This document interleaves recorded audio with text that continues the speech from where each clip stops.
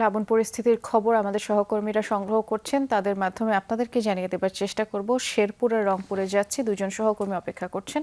প্রথমে যাচ্ছি শেরপুরে, আদিল মাহমুদ উজ্জ্বলের কাছে। আপনি একটু আমাদের জানাবেন, প্লাবিত যে এলাকাগুলো আছে বেশ কিছুদিন যাবতীয় তো এরকম অবস্থা চলছে, তো সেই প্রেক্ষিতে ত্রাণ সহায়তা কি ঠিকঠাক মতো পৌঁছানো যাচ্ছে?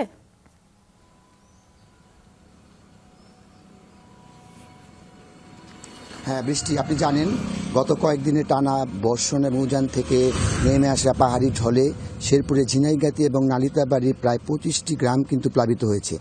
আমি যদি আপনি একটু বলি যে গত 3 দিনে যে পরিমাণ আসলে ত্রাণ পাওয়ার কথা, সেখানে দুর্গতদের কাছে কিন্তু সেই পরিমাণ ত্রাণ যায়নি। যদিও গতকালকে জেলা প্রশাসনের পক্ষ থেকে 10 মেট্রিক টন চাল দেওয়া হয়েছে। আমি আজকে খোঁজ নিয়েছিলাম ঝিনাইগাতি সদর এবং মালিচিকান্দা ইউনিয়নের যে নিম্নাঞ্চল নতুন করে যে 5টি গ্রাম প্লাবিত হয়েছে, সেখানে কিন্তু ত্রাণ এখনো পৌঁছেনি।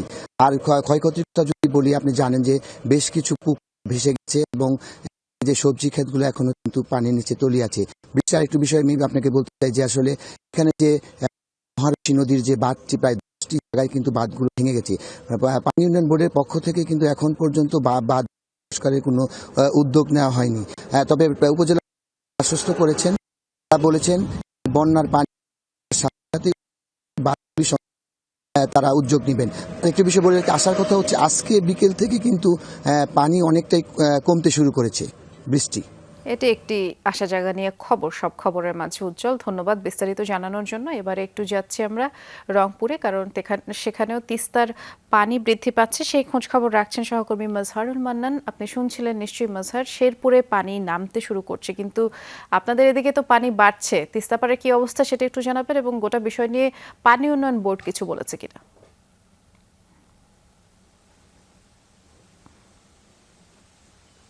বৃষ্টি, আসলে শেরপুরের মতো আসলে আশা জায়গা নিয়ে খবর আমাদের না, আমাদের পানিটা কিন্তু বাড়ছে। রংপুরে যে পাউবো যেটি বলবার চেষ্টা করছে যে গেল 3 দিন থেকে পানি বাড়ছিল এবং গতকাল থেকে এখন পর্যন্ত যে 24 ঘন্টায় আরো 24 সেন্টিমিটার পানি বৃদ্ধি পেয়েছে। এবং এই পানি বৃদ্ধি পাওয়ার কারণে পাউবো আরো বলবার চেষ্টা করছে যে এটি আগামী 36 ঘন্টার মধ্যে বিপদ সীমা অতিক্রম করতে পারে। এবং লালমনিরহাটের যে ডালিয়া ব্যারেজ পয়েন্ট আছে, সেই ব্যারেজ পয়েন্টে পানির যে বিপদ সীমা ছুঁই ছুঁই যখন করে, সেটি হচ্ছে 52.62 সেন্টিমিটার একটি এরিয়া, অর্থাৎ এখনো 33 সেন্টিমিটার নিচে আছে।